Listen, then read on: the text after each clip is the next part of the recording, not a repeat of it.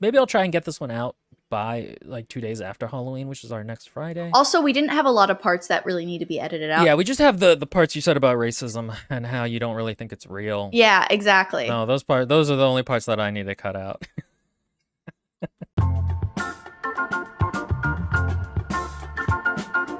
Welcome, listeners and viewers, to another episode of Unresolved Textual Tension.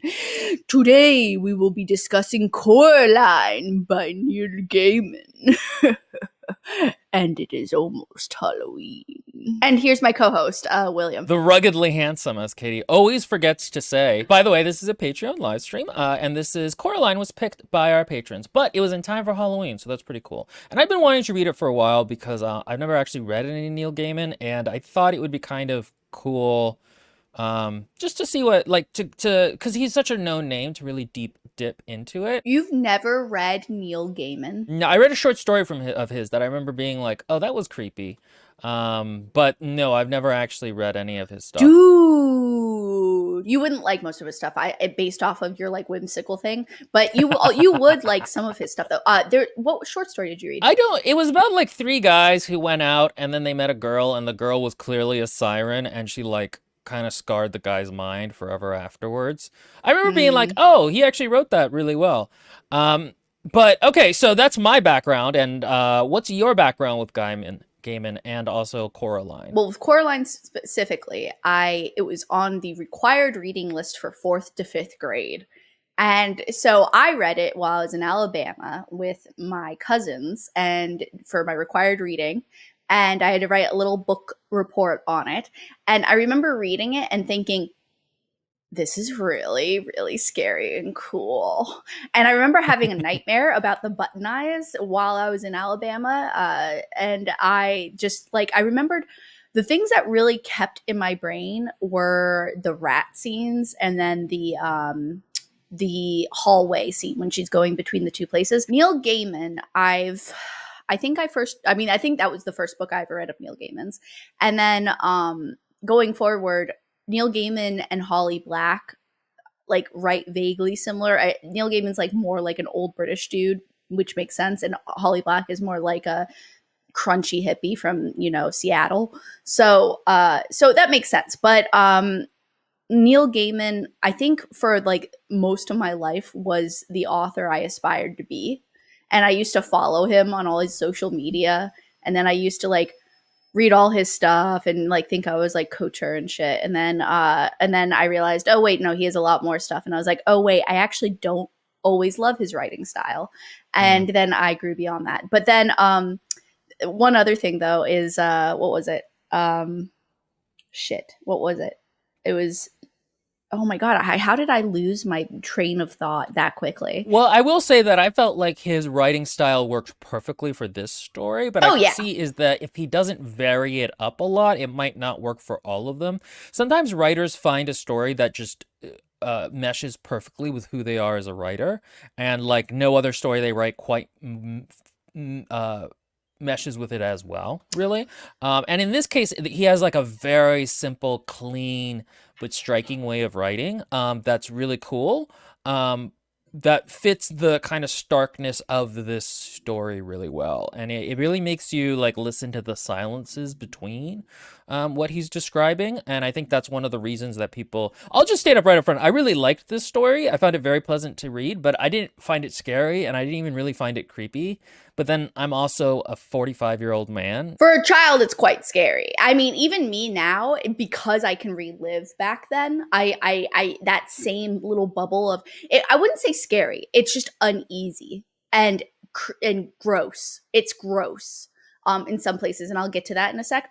But as a small recommendation, actually, one of my favorite short stories of his is called October in the Chair. And it's part of Fragile Things, his collection of short stories. And it's like 6 pages long, but it's really cool. And I think it's one of his more powerful, like, he does really good with like heavy metaphor and like almost like folklore-y sort of, because he mimics those kind of writing styles anyway. But yeah, I read the foreword on this book, which wasn't created until 2011 based off the date that comes with it. And so I didn't read this forward when I was younger, and neither did Juan, my husband, who read the book right after the movie came out in 2009 or something like that. So it still wasn't written. And he wrote this for his first daughter when she was young. But then they moved to America and he got caught up in like working and taking on jobs and stuff like that. And so he never finished it. In fact, he never got past like the first page.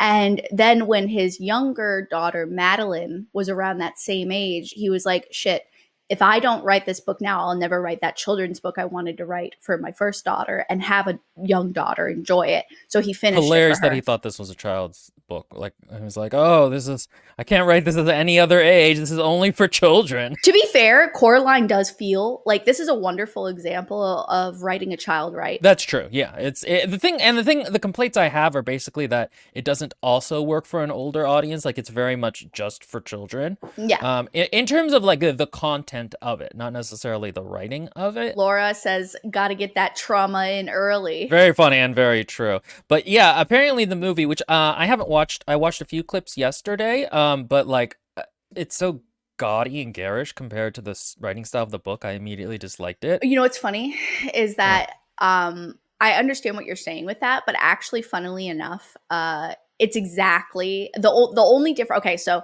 I get what you mean by garish. It's because apparently that's the word of the weekend too. Um, but it's because the colors are very saturated, whereas in the book everything seems very gray and monotone and like almost sepia in its vibe. But funnily enough, everything that happens in the movie has the same essence that it does in the book. I don't like that they basically just have a male OC insert in the movie. Like, just for no Yeah, I reason, there's a know. dude who just does that seemed kind of weird. I would have liked to see an expanded role for the cat. By the way, my favorite part of this book is that the The cat cat. ain't shit when it can't run away. Like, I love that Yeah, as a turn for the cat, because the cat's being all superior, and then it's like, oh shit, I can't run away. really, really love the cat's voice actor in the movie. It's because I felt like it's not the way it's supposed to be. Like, oh, I think I kind of feel like it is though, because it's described in the book as like the voice of the cat is like her voice but male, and or something like that. It's like this. It's like hearing her own thoughts in her own voice. Yeah, Keith David. Yeah, I really, really, really liked his voice. I felt like it was perfect for the cat in the movie, and the movie is. So the book is creepy, like like scary stories to tell in the dark creepy. And Hmm. then the movie is creepy like The Thing creepy. That's interesting. And again, I didn't watch the whole thing, and also probably at a different age, I would have found it scarier. I found claymation and I hate claymation. puppet stuff like so creepy as a kid. The Me too. uncanny valleyness of it is horrific. Like, there's a whole subreddit, I think, for terrifying children's media or something like that. So I really liked this book. I don't think that this will be a super long recording or review, just because there isn't necessarily a lot to talk about under the surface, and it is a short kind of story. I actually none of our patrons really had any final thoughts on it. Only like two of them did, which I think kind of speaks to it, and that it's like it's very well done for what it is. Just what it is not. Oh, okay. I really like what Laura said. Laura says, yeah, because, okay, so YB is the insert male character in the movie. And she said, yeah, YB made it much easier to have that exposition. I think for a movie, it also helps to have another child for her to bounce off of. It makes it more actiony, bombastic. Whereas the lonely terror of the book, that is 100, that's actually a really great thing to say is the lonely terror of the Mhm. book because the biggest part of the book that makes me sad and depressed is how lonely she is. That's very true, I think, and that she's very much going up against these things alone, except for the cat, who's not super reliable. Um, still think the cat should have had Ivy's role. I was about to say that, and then we could have had Monster Boyfriend. Ugh. I really, really love the cat. The cat's actually my favorite character in the entire book, as well as the movie, besides Coraline herself, because I actually quite like Coraline as a child protagonist. She's got faults, but she's also got a lot of cool strengths to her. Like, for example, the entire sequence in the book, which also vaguely happens in the movie, when she's trying to take care of herself, because she's like, what else am I going to do now? And she tries to take care of herself, and then she's like, shit. I miss my parents. Yeah, she's like, I gotta go find him. Did you have any overall thoughts about the book? And like maybe also just like the impact you had on it now versus when you originally read it? One of the things that struck me really hard in this book is the fact that I got to page 80 in like 5 seconds. You know, it reads so quick. Mm-hmm. And it's really interesting because it's not like his other books, his adult books, which makes sense. It's because his adult books use a lot of eloquent language, and it's like steeped in metaphor and analogies and like all that stuff. So that makes sense. But there's a lot of no fluff. There is no fluff. There is no cartilage in between the Mm. bones of this story. And as I was reading it, and it went very quickly, and it jumped from one thing to the next, and very also yet distinct and very what's the word I'm looking for? Textured, I guess. You know, Yes. like there were a lot of detail without also there being a lot of detail. And this just really hit me as like, wow, this is actually a really interesting version of his writing. It's because usually he's just almost purple prosy, whereas this is just very to the like stark in comparison. And I'm assuming he did it for the age range for one reason, and maybe also he was just in a different part of his life for another. And I guess another thing was that it was a really good example of how a piece doesn't have to have a lot of detail and show you a lot of things and explore all the aspects of what it's giving you for it to be a good story. Yeah, I think that's a good point. Like it tells you what you said earlier. It like it is such a picked to the bone, like Hmm. clean story in terms of how it's told and what happens in it. That's one of the reasons it's hard to criticize it because it is only the good parts. Like all the other extraneous parts have been expunged. And again, most of my problems with the story are just things it could have done, but even then, I'm not sure what it could have done. I could just tell that it kind of should be done. But yeah, it's interesting that he writes in more purpley ways because yeah, I kind of would assume this was just how he normally writes because again, I haven't read his other writing, but maybe then yeah, that he was specifically writing for a child's audience because like I noticed there was like a little bit of a lack of similes, and stuff like that. The more mature devices are missing. That makes sense then if he's maybe writing it more for children, which again. I don't know why you would write this for children. Like that's that weird adult thing where they write really horrible things for children. Kids love that shit. I mean, I loved what's the book To I be just fair, mentioned? kids, if they come up with stories, come up with horrific stories that are weird. I had a cousin who used to put the Barbies in the oven and go, "We're burning, we're burning," and his mother was a therapist, which was hilarious. Okay, so why don't we go ahead and what's the premise? Who is Coraline and not Caroline? I'm actually I very was just gonna tempted to say put that. "Sweet Caroline" as the intro song to this video. Coraline is about a young girl who is incredibly bored and whose parents work full-time at-home jobs in a new flat, and I'm assuming someplace in the UK because they call it a flat. And also, what houses in the US have They like have an old tea all the time as yeah, and well. also what okay, there's not a single place in the US where there is an old Victorian house that has multiple people living in it as flats. But so anyway, Coraline and her family has just moved in. They have neighbors below them that are two women that are vaguely lesbian-y, but are not for sure. In my opinion, I think they're just Maria and I if we never found husbands. Um, and they were both old actresses, or they were very famous actresses in their day, but now they just have a whole bunch of Scotty dogs, and their old ones are stuffed, and they just kind of like bobble around down there, and they're all fat and old. And then upstairs is a crazy skinny dude, old man, who trains rats, and the rats whisper to him things. And he's And vaguely ethnic of some type. yeah, I yeah. listened to the audiobook, which Gaiman himself narrates, and I was like, is that Oh, a French accent or is that an Indian accent? And I just couldn't figure really? it It's out. because in the I think in the movie itself, I think it's like vaguely like Northern European sounding. Oh, interesting. I think later it mentions he's like from Albania or something like that. That would make Um, sense to me. Yeah. oh, really quickly though, because Thea, correct, said middle grade horror is definitely a thing, Will, and I read somewhere that kids don't take it the same way as adults. For them, it just reflects how they see the world. Mm. Also, we all agree they were definitely a lesbian couple. I think it's just it's how you take it. I think it's how you take it. It's because there are some moments where I'm like, oh, that's very coupley of them, and then there's other moments where like, oh, that's codependent, and like they never made it anywhere or had a family of them. Also, I'm just going to say it, it's a little essentialist to assume that two women together have to have some kind of a romantic or sexual relationship. It's a Oh little my god. homophobic. Just saying. No, but in terms of the middle grade horror stuff, I don't know because I do think this is an interesting question. So one of the things is when we read Remnants, that's middle grade and that is horrific. Um, Oh. but at the same time, I really liked it as a kid.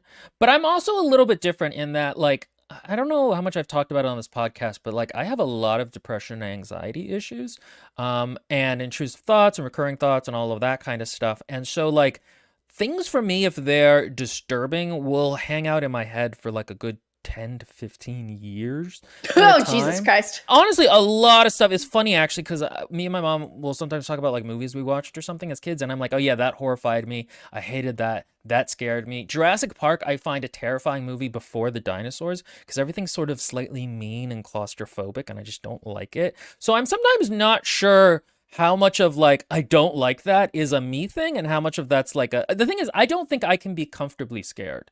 I think I have trouble being comfortably scared until I got on medication and then I started loving horror movies, funnily enough. But I do think, yeah, I think for normal kids it's like, oh, they do like a certain amount of horror if it's contextualized correctly. I really enjoyed horror when I was younger because of very obvious, like, I mean, I know you know, like, why I might enjoy horror. It's because it was cathartic to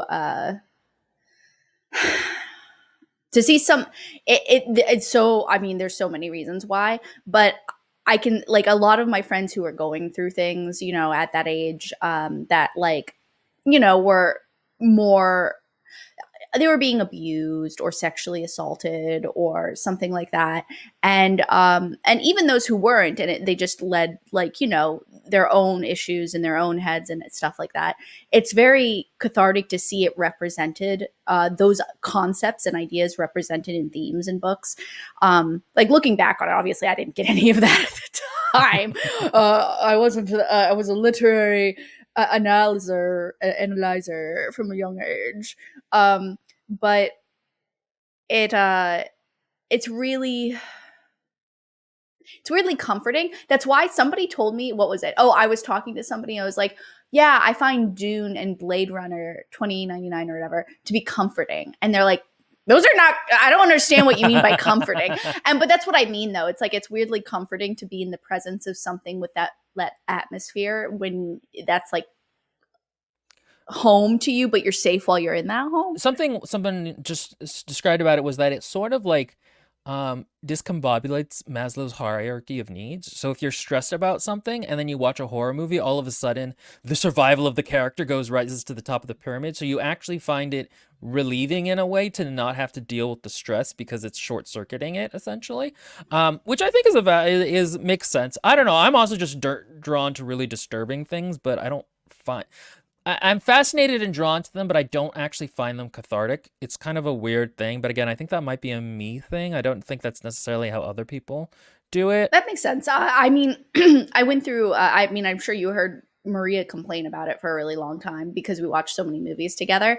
But like, there was a really large chunk of my life where all I ever watched was horror after horror Mm-hmm. after horror because it was like, I don't know, weirdly comforting. I like horror now because again, I'm on medication, so I don't get anxious about it. But okay, so who we didn't even really start. What else Yeah. is the premise of Coraline? Coraline and her family, mother and father, full-time workers, vaguely depressed and over. Okay, so her mom, let me do this. Her mom is painted as a woman who's very forgetful, who's trying her best, but definitely isn't like natural mom material. And like, for example, when she cooks, she makes like frozen pizzas and fish fingers, and she forgot to go grocery shopping at one point and needed to go grocery shopping, and she's waited to the last minute to get Coraline her school uniforms. And every time that Coraline asks to do something, or involve, like engage with her. Her mom is like, no, not right now. Go do something else. Go bother the ladies downstairs. Go outside and explore in the rain. And at the same time, though, when Coraline asks her mom certain things, her mom engages with it and shows her and entertains her in those smaller moments. So Neil Gaiman did a really good job, like showing she's not a great mother, but she's not a bad mother. She's a loving mother, but not a great mother. And the same thing with her father, where because her father is constantly working, and every time Coraline comes in, he's like, "Not right now. I have stuff to do. Go do this. Go do that." And they're like inane, thoughtless things.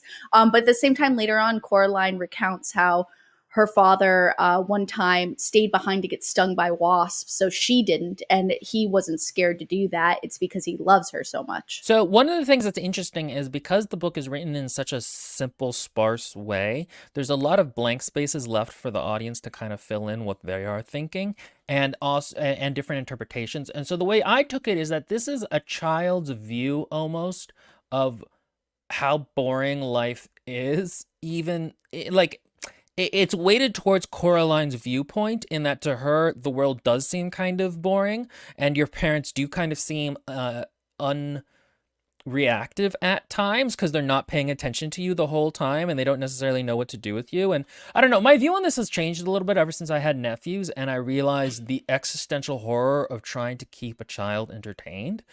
You don't understand. It's like you're shaving 15 seconds off of the day, like one at a time. You're like, they're looking at a pebble. That's it. I've got 30 seconds. I'm 30 seconds closer to the end of the day. Like, well, kids are so insanely boring to take care of. Oh, there's this one kid, his the family friend.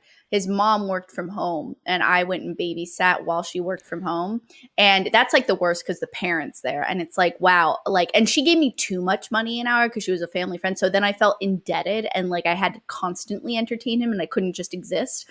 So I literally at one point like just sat my butt on the floor and was like, okay, run into me and I'll catch you because like that was the least amount of effort than running around the house. Well, okay, so the thing about it is that the way we parent in the West is, or, I don't know, specifically here is really dysfunctional in that you're supposed to parent in groups essentially. And so the pressure is never on the one parent to entertain a child because that's such a bizarre way of like you're having a full adult's job be to entertain a child. I always remember my little sister went and volunteered in the Amazon at one point, or she did a science trip there or something, and she was, yeah, and she actually lived in like the Amazon next to a village. Like she had like a tiny boardwalk about this big. She had to go for about a mile to get from her place to the village.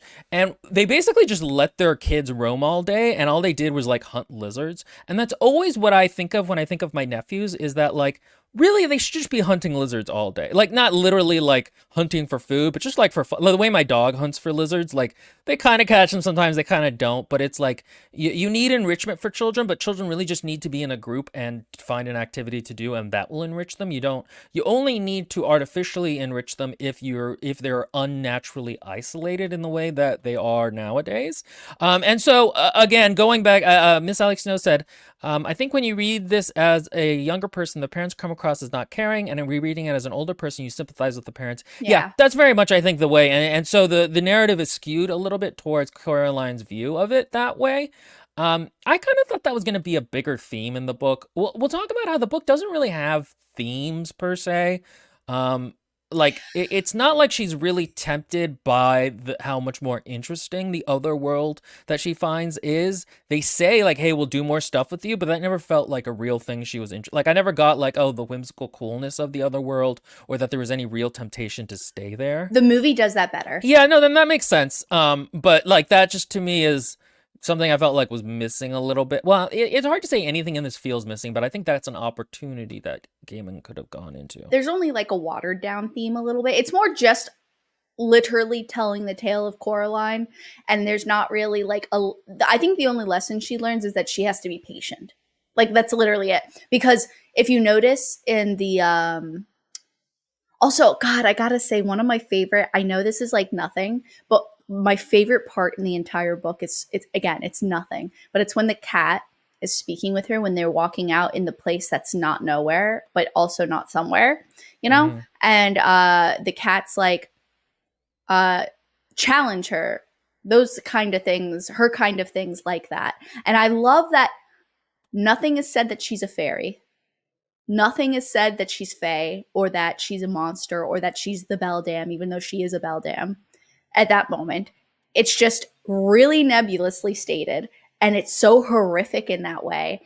And I really just love the way that's introduced. Yeah, no, I really like that it was not, she was never defined, and I always just find that much creepier, and that she's just some kind of thing that you've heard myths about, or some myths about something similar to her. So Coraline, she's bored, and then she finds there's like a door that used to open to an apartment, but now it's been bricked up. But sometimes when she opens it, it leads into a dark corridor, and so she goes down it because she's bored. And on the other side, she finds another mother and another father, or other mother and other father. And they're like, hey, do you want to do some stuff? And Coraline, she's real chill about this in that very kind of flat child way. And she just like hangs out in that world for a little bit, if I'm remembering correctly. Yeah. Also, as a side note, Miss Sally Snow brought a really good point up. It's the same as the Wizard of Oz. There's no place like home is the theme of this, which I get that. I can see that. That's a perfect idea of what basically what it is that he's writing. But yeah, no, you're right. So basically, after her boredom and everything, and exploring around the place and everything, Coraline, sees this strange round door and asks her mother. And this is just a little bit more detailed to what Will was saying. She asks her mother, "What is this?" Like, and she's interested because she's an explorer. And so her mother opens it up with this really old, thick iron key and is like, it must have gone to the other flat that's for sale on the other side. But now it's all bricked up. And as Will said, when she goes to explore it later well, actually, to be fair, the first time after that is in the middle of the night, she gets up and there's a black shape that she's like, "Ooh, what the heck is that?" She follows it and the door is slightly cracked open, and so she closes it and she's like, "I could, like, why didn't?" Oh yeah, her mom. As Mm-hmm. soon as her mom was like, she was like, "Aren't you gonna lock it back again?" And her mom's like, "No, why would I? There's nothing on the other side." I'm like, "You asked Oh. for it, Mama Bear. You Mm-hmm. asked for it by doing that." But anyway, so yeah, Coraline goes over there, and then they're just like, I think the biggest thing, which is kind of sad, the biggest thing Coraline likes about the other world is the food. Yeah, I noticed that. That was funny because she doesn't like that her dad is bad at cooking and cooks all these weird things all the time, which is so funny. Like, all she wanted was a simple roast chicken. Yeah, she hates spices and things, which is like so particular to her. One thing we haven't mentioned is that Gaiman is just really good at getting into the mindset of a child and how a child thinks. And there's just a lot of little touches. I tried to remember some and can't remember any. But it really feels like how a child thinks about the world. In this other world, too, each of the characters that we already just introduced have like their alternative selves. So the other father is waifish and just like adherent to the other mother. Honestly, he doesn't really have all that much of a presence. And then the two ladies downstairs, I really like how the movie portrayed this because it's literally exactly how it's described in the book, which is cool to discover. How they like unzip their old fat skins and walk out thin and beautiful. And they're like just performing constantly, and their audience is all their Scotty dogs, and it's like ridiculous. And then the man upstairs is a circus. What's the guy that's in the middle called? Bobo? No, the ringleader. He's the ringleader, Oh. and there's his circus of mice. And to answer whoever it was that asked before, I forgot. I do not think the mice are real, or if they are, they're just normal mice scurrying around, and he's a little schizophrenic. Yeah, exactly. I think he's touched a little bit, and so he's closer to that world Yeah, that's than how I took it as well, which is why the mice warn. a couple of people have said that the theme, after I said it wasn't, Thea says the theme was stated, no one wants everything their way all the time. That's boring. Yeah, which is true. It's because when she eats the ice cream for dinner and when she does all of that, but her parents aren't around at all, And she does get everything she wants. And also in the movie, that actually compounds that, because when she does go to the other world, it's really beautiful and magical and crazy. And so, but when you do that, like, it's too much. It's not like there's no structure, and therefore it doesn't feel special anymore. Yeah, and then also Laura said, also don't trust people that will give you whatever you want. There's That always a too. price. So the thing is, when I said there wasn't really a theme, I meant that the theme isn't, or these lessons or messages aren't really integrated into the story. Again, so it sounds like in the movie they were like, okay, the other world is a real temptation, whereas in the story, like, I think it's just softer in the it's a novel, creepy liminal place from the very beginning. There's no temptation for her to stay there. And except for so the food. that kind of thing. Except for the food, yeah. This entire novel has like this kind of like mothball smell feeling, you know? Yeah, that's funny. Overall, I just think the themes are softer in the novel. And again, I think it's really because I don't think Gaiman was just writing this for his daughters, and I don't think he was like, Yeah, the things about it I wanted are more like adult things in the cloak of a child's story. And so, like, again, it feels a little unfair to complain about it or to say that he should have done more, because, not everything needs to be a Pixar movie that works on two levels. She also, at one point, talks to the cat, which is the same cat she saw at her old place, but is now a different cat through the magic of cats. And the cat can talk, and the cat's fun. It talks like a cat. Cats are always just good characters to have. I love cats, I swear to God. The thing about it is that real cats, and I didn't realize this till like you and Maria, real cats are so much more needy than the propaganda about them is. Like, actual cats are so needy. They're more abusive than aloof. You know what I mean? They're more like, pet me and now I hate you, I spurn you. Yeah, I know. Hi Max. Yeah, no, in Baldur's Gate, I keep trying to pet all the cats, and they're like, don't touch me. And like, there's this one part where I was like, one of the dialogues options is, may I pet you? And I said that, and they're like, and it like goes back up on its like thing, and it's like, you may not. And then it just ends the conversation. And I was just like, yeah, that's Hank. That's my fucking cat. So I guess I can't complain. What happens next? Because she basically just goes to the world and then, oh yeah, and then she comes back to the normal world and her parents are missing. Mm-hmm. And at the beginning, she's actually very chill about this. She kind of makes herself dinner. She goes to sleep. She gets herself more food the next day. And she calls the police. Well, the thing is, there's a moment where she goes to sleep and then she wakes up and she's like, I want my parents. Which Yeah. is like just a very kind of child way of handling it. Like Yeah. that just sudden moment of like, oh, I want them. And so she calls the police very sensibly, and the police do not believe her, which she is annoyed by, but what are you going to do? I think it's really cute, though. It's because the policeman's really sweet. Yeah, He's she's just nice like, about it. he's like, oh, honey, like, just why don't you go tell your mom this and ask her and tell her to make you a big cup of hot cocoa and tell her the policeman told her to.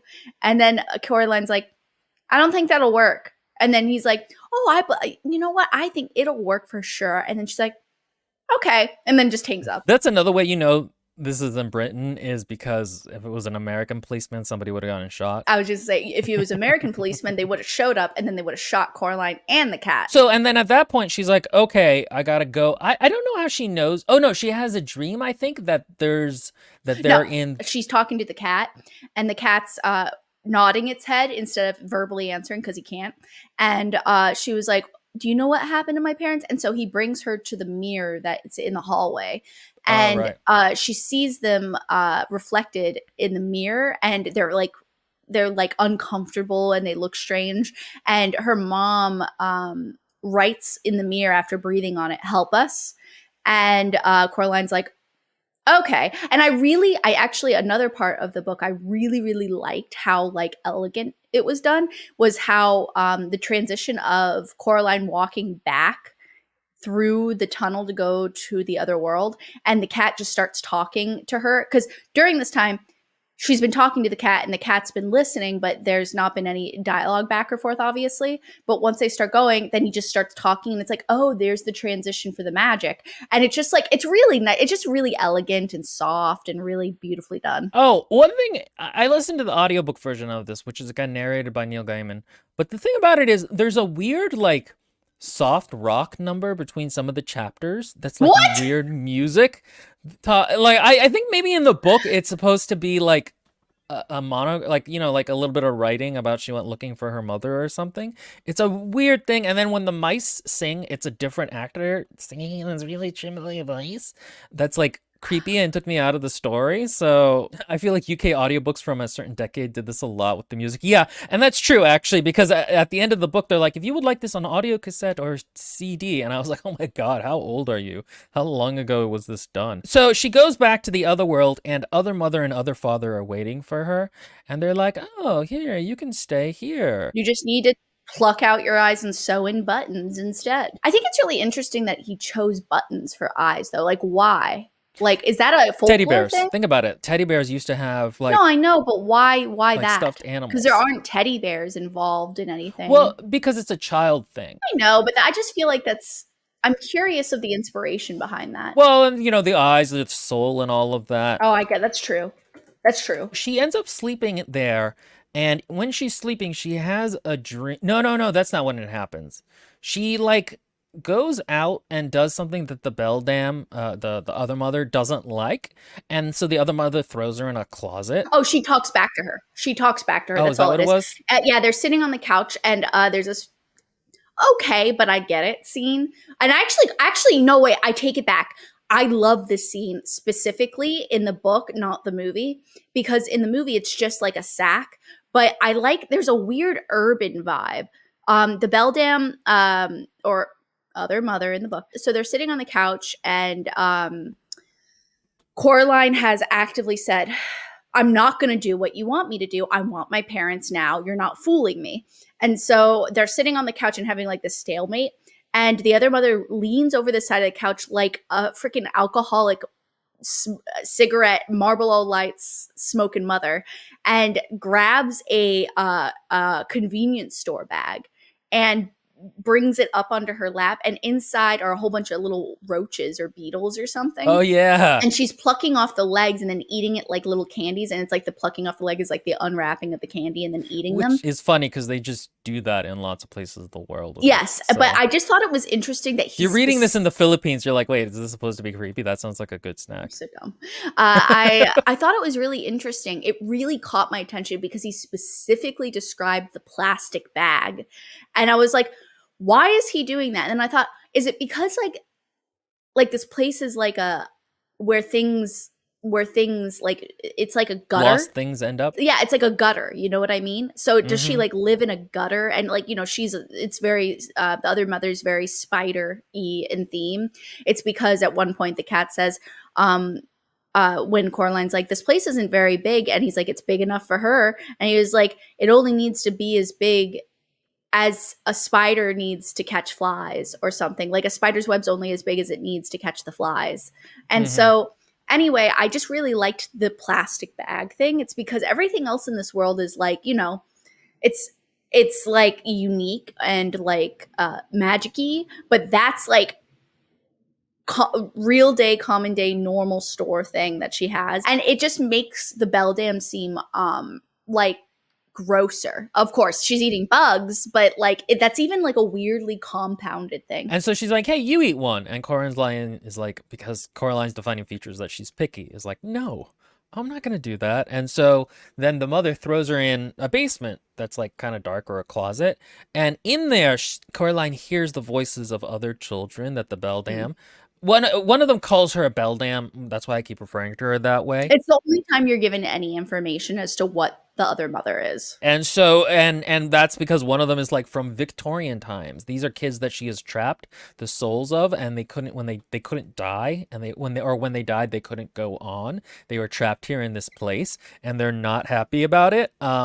And so Coraline is like, "Oh, okay, I'll save all of you guys." And they're like, "That would be great if you could do that for us." That is when Coraline challenges her. Yeah, she basically, I think the cat earlier had said like, "Hey, you got to be careful, she's going to cheat, but she does like games."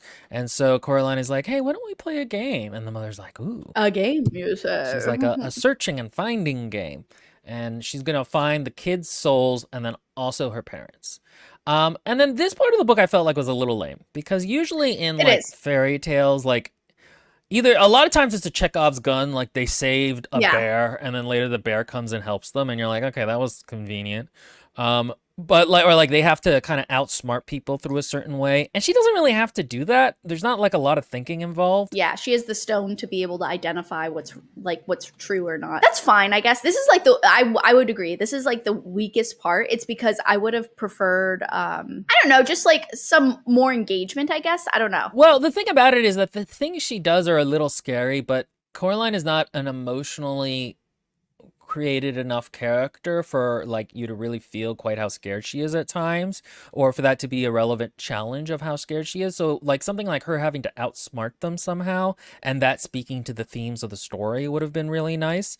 And instead it's just like there's really creepy creatures. There's one that's an amalgamated of the two ladies, and then there was the other father who has now become like kind of decrepit because he told her something, and so the other mother was not happy about it. And there are like rats, which the cat eats one of the rats, which is very funny. And the thing is, this whole time the cat has been very like, cat-like and haughty. And then at a certain point, he realizes that the mother has closed off all the doors to the other worlds, and now he can't get out. And he immediately turns into such like a little bitch. He's like, I don't like this. I'm scared. Snarling, and Caroline's like, okay. Because again, this whole time he's been a little patronizing to her, and I like that all of a sudden there was that role reversal where he just turns into a cat. And it's like, okay, I am the human in this relationship.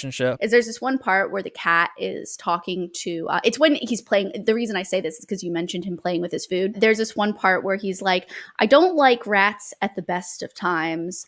And it's not that I like rats at the best of times, the cat said conversationally as if nothing had happened, but the rats in this place are all spies for her. She uses them as her eyes and hands, and with that the cat let the rat go. It ran several feet, then the cat with one bound was upon it, batting it hard with one sharp clawed paw, while with the other paw it held the rat down. I love this bit, the cat said happily. Want to see me do it again? I love that. No, said Coraline. Why do you do it? You're torturing it. The cat said and let the rat go.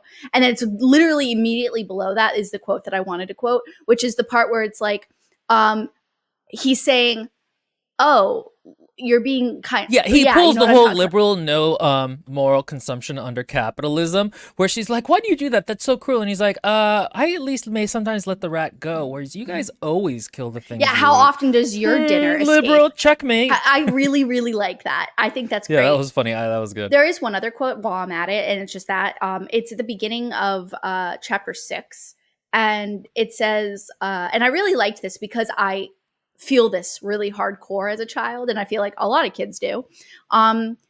So let's see here. Sometimes Coraline would forget who she was while she was daydreaming, that she was exploring the Arctic or the Amazon rainforest or darkest Africa. And it was not until someone tapped her on the shoulder or said her name that Coraline would come back from a million miles away with a start. And all in a fraction of a second, have to remember who she was and what her name was and that she was even there at all. And I really liked that. It's because it's like, yeah, like that's like every person that's has an imagination that got lost in it. She eventually finds each of the little kids' souls is in like a marble. And she has like a stone she picked up earlier in the book that helps her figure this out. And then she figures out that the mother, one thing we haven't mentioned is that the other mother, the beldam, she created the house and then some stuff outside the house, but like not a lot of stuff. And like it's very kind of like fuzzy. And that's because she can't create new things. She can only copy things. She can only mimic things. And I like that. That's actually almost a very like Christian view that only God can create and the devil can subvert. And like, I don't think he's harkening back to that, but I did like it as the idea of the beldam as like a parasite. Lindbergh in the chat has mentioned that like the place that she inhabits is not even actually hers. Like it's older than hers. She's just a thing living in it, almost like a spider living in a hole. I felt like. Yeah, I think that's on purpose, but that's also because and as a comment, Neil Gaiman talked about this story, I don't know, in something I watched.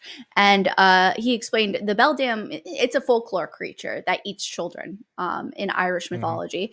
And so he's just using that as like the structure of it. I like less now that I know it's a real thing. I like better that it was just that's why he doesn't talk about it though, because he uses the inspiration for it, but he doesn't actually refer to it as much, other than it's like an Easter egg that one Victorian kid mentions it. Okay. Yeah, no, she was a nice amalgamation of a lot of creepy things without actually being one in specific.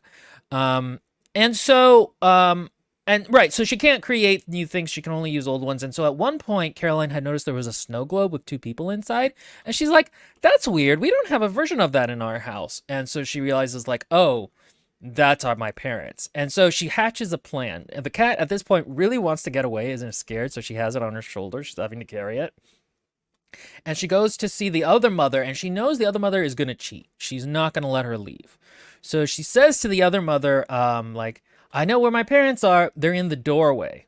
They're in the dark passage. Do you want me to, why don't you open it and we'll see? And the other mother's like, that dumb kid, I figured it out. So she opens it because she's the only one with the key. She can open the doorway. And then Caroline throws the cat at her, grabs the snow globe, and then they run away through the corridor, which I did like. See, that was kind of like very clever.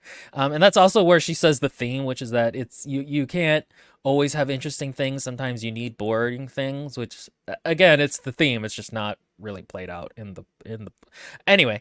And I really like that. It was very creepy. And by this point, the other mother is not even looking like her mother. And she's like, how did I ever think it was my mother? It's just this like horrible nightmare creature with scuttling hands and stuff. I liked it. I thought it was a good description. Yeah, no, the other mother is quite awful. And I like how she's not like a bombastic villain.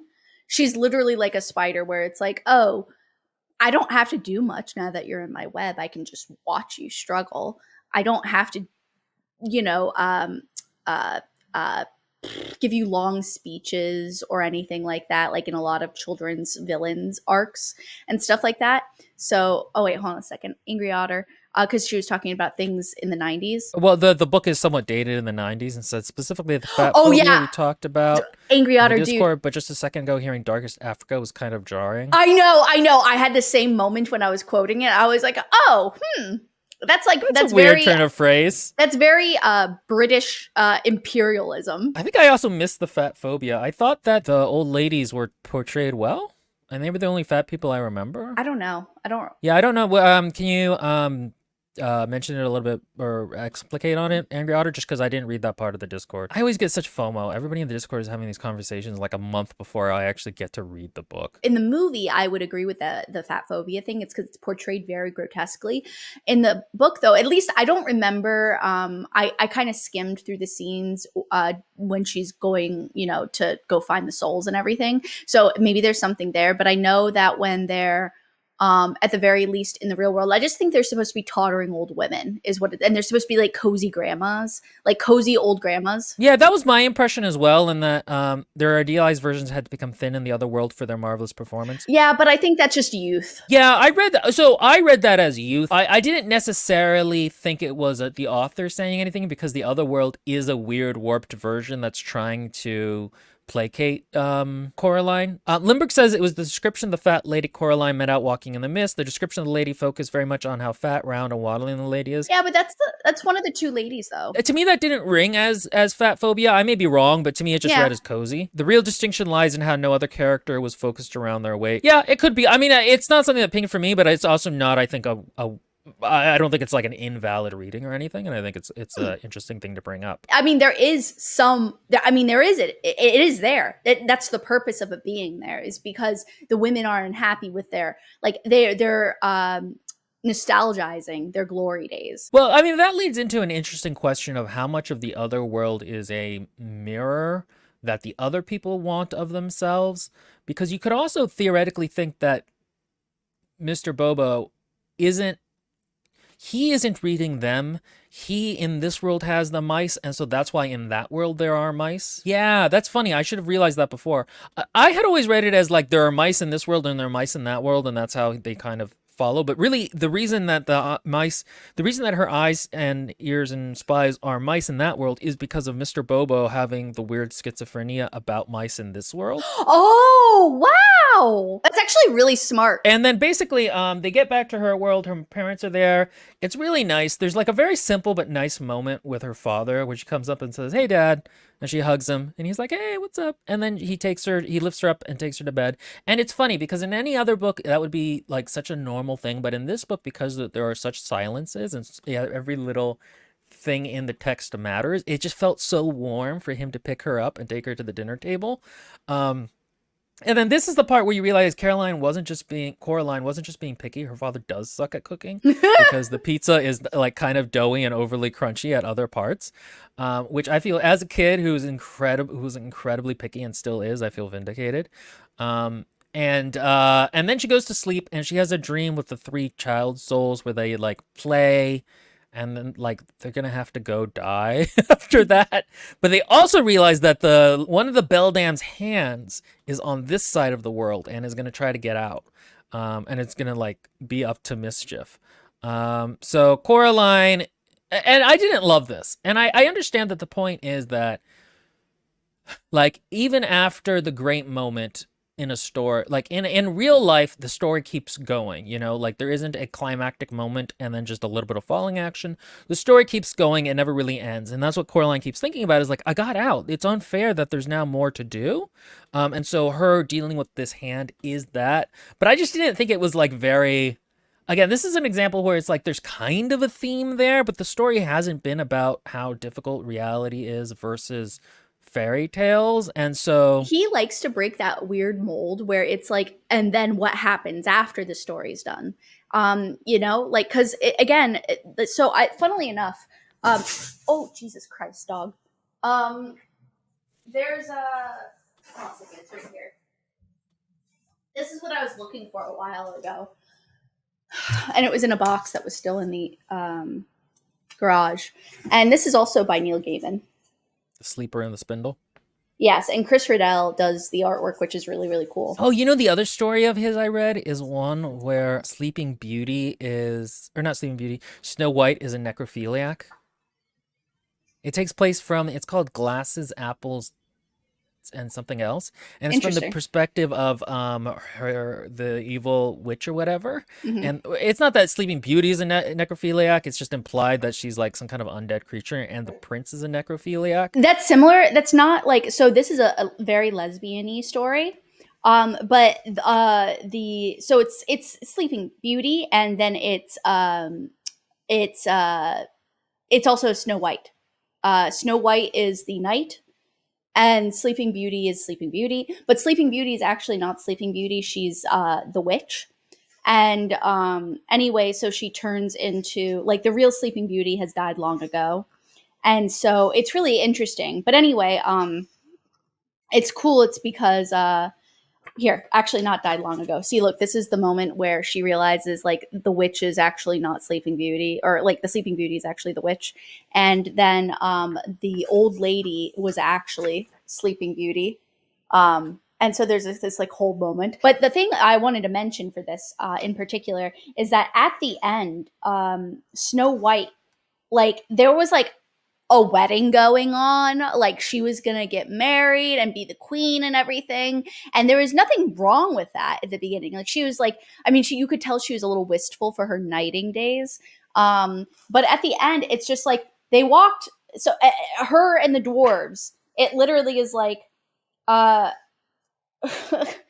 it's just wild, honestly. It's because they go to the east. They walk to the east, all four of them, away from the sunset and the lands they know and into the night. And it's like, where are they going? This is never mentioned. And so Neil Gaiman does that a lot, where that, like, the story keeps going, but there was no setup for it. And that's kind of what I felt like here. Is like I kind of get what he's going for, but also like it feels like the Scouring of the Shire. Like I get what you're going for, and in the Scouring of the Shire, it makes a little bit more sense in terms of what he's saying and how it's been built up. But like emotionally, it feels unfulfilling. Kind of like in Piranesi, where like there's a lot of falling action. And basically, she traps the mother's hand in a well. She uses her like cleverness to do it, and then she puts the cover over the well, and apparently it can't get out. And then that's how the story ends. One thing to take away is that, again, Neil Gaiman has some pretty stellar writing, but as I've gotten older, I've really seen a lot of the faults in what I don't vibe with. It's because I do, like, I appreciate breaking the mold, but sometimes when you break the mold, it like works, and sometimes it just feels like it keeps trailing on. And I like something that has a bow on top of it, if that makes sense. You know, like it's it's been wrapped nicely. It has a great inside. All the decorations are on, and it's a neatly wrapped bow. I like that. I enjoy experimental things, but most of the time they don't always like have that finished feeling, and I like the finished feeling. I always feel like if you're gonna break a story rule, essentially, Hmm. you need a really good reason for it, and I didn't feel like this had a really good reason. This was otherwise a fairly simple tale. Um, but and in being a simple tale, again, I really enjoyed listening to it. I really liked it. I wasn't creeped out or scared, but I really liked it. I think it would have been cool to have run into when I was younger and would have been more creeped out by it instead of how old I am now, which is 53. And so it's one of these things where I liked it. I liked it. I'm glad we picked it. All right. Thank you all for joining us. We love you, our parasocial darlings. And happy Halloween.